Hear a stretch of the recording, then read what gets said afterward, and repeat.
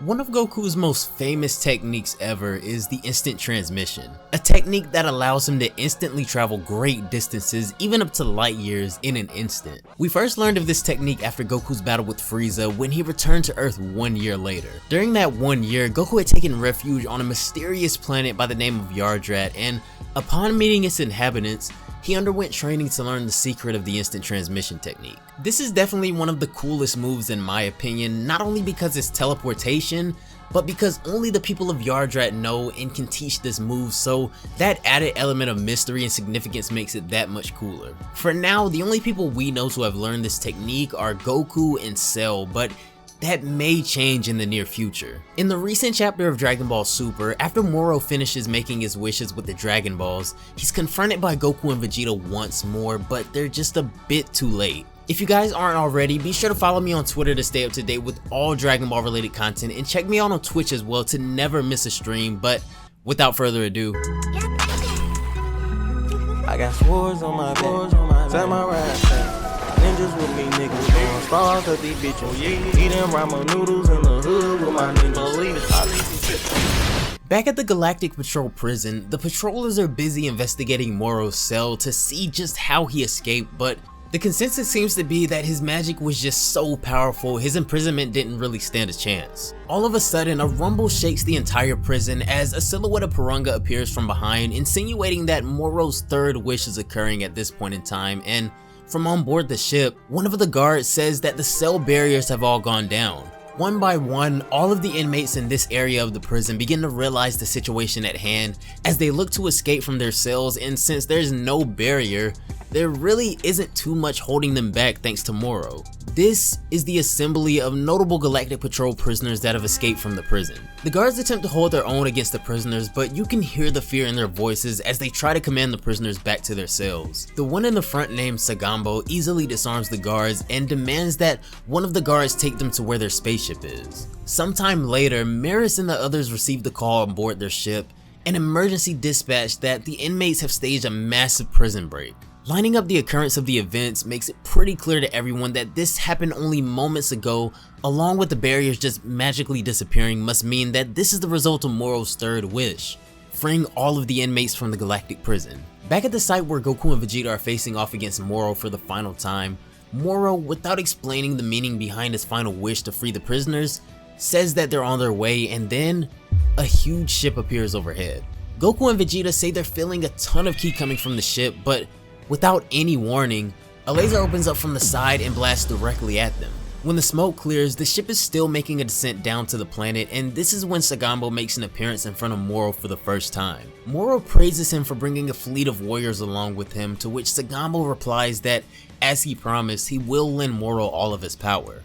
This is when all of the prisoners from aboard the ship jump down to meet Goku and Vegeta head on. The battle begins immediately with all of the prisoners attacking the two Saiyans at once, so they both transform straight into Super Saiyan Blue. Of course the prisoners are no match for Goku and Vegeta at the start, but why wouldn't Moro know this beforehand, after fighting the two of them himself? Watching Goku and Vegeta just effortlessly toss around all of the prisoners goes on for quite some time as they get treated like pure fodder, but Moro, watching from a distance, seems amused, and you can't help but think, what is his real plan here? This time when Goku and Vegeta and the Great Lord of Lords go in for another attack, all of a sudden, Goku and Vegeta revert back to their Super Saiyan God forms. Confused momentarily, they then look into the sky to see that Moro is forming another one of those huge energy absorbing attacks. Goku tries to charge at Moro in order to interrupt him finishing his attack, so Sagambo engages him, but mid-flight, Goku drops down to a Super Saiyan 3.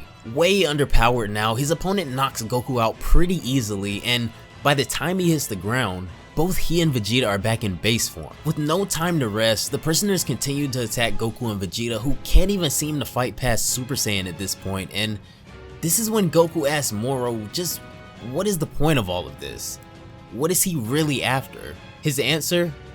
Simply to create an ideal galaxy where he's free to consume planets as he wishes. At this point, the two can't even manage to go Super Saiyan now, but before the prisoners can attack them again, Jaco and Maris step in to help. Maris says that at this point, there's really no chance they have at defeating Moro, so the only plan at the moment is to retreat. Before Moro and the soldiers can finish them off, Goku tells Maris and the rest to grab hold of him, while Maris tells the Great Lord of Lords to use his teleportation to get back to the HQ as well. As they prepare to leave, something is holding up Vegeta as he looks off into the distance, seeming kind of annoyed as he mumbles to himself about the stupid magic and the stupid god powers he's been seeing.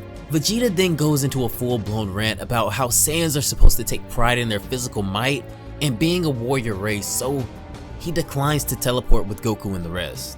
And then Vegeta announces that this is where he will part ways with them, and before Goku can talk any sense into him at all, Vegeta flies off.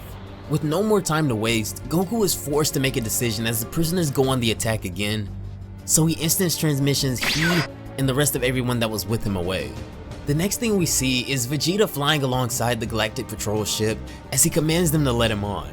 As he gets on board the ship, the pilot pulls some pretty fancy moves to get them out of harm's way right before they're about to get blown up. He tells Vegeta that now that they're safe, they can head back to the Galactic Patrol HQ, but this is when Vegeta has a change of plans. He tells the pilot that this ship is going to go where he needs it to go next, and when the pilot asks where to, Vegeta says their next stop will be Planet Yardrat.